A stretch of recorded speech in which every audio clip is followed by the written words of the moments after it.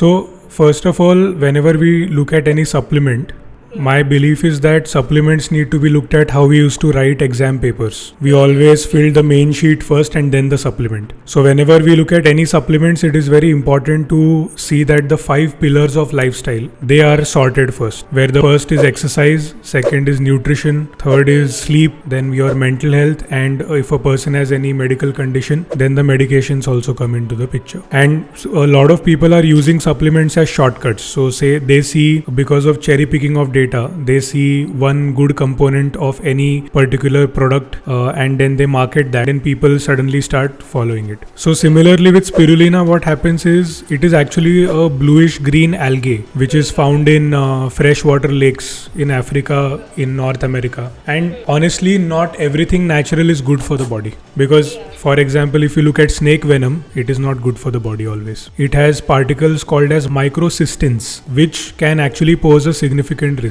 So how the spirulina, the supplement manufacturers, we also need to look at how they are manufacturing it.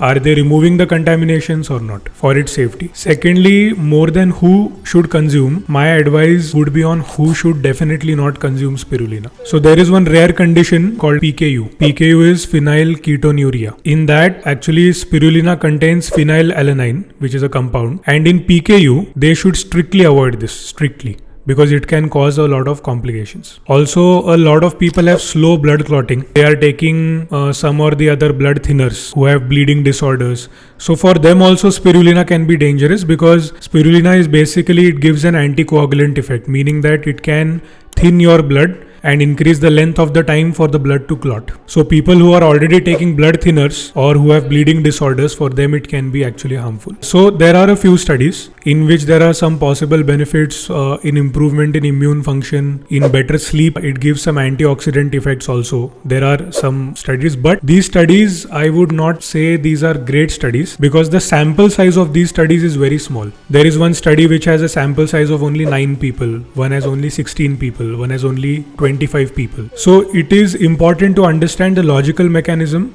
behind these alternative therapies like spirulina, rather than just relying on anecdotal evidence. Anecdotal evidence means of 4 people, 2 people got the benefit, so okay, everyone can get the benefit, or 1 or 2 cases got the benefit.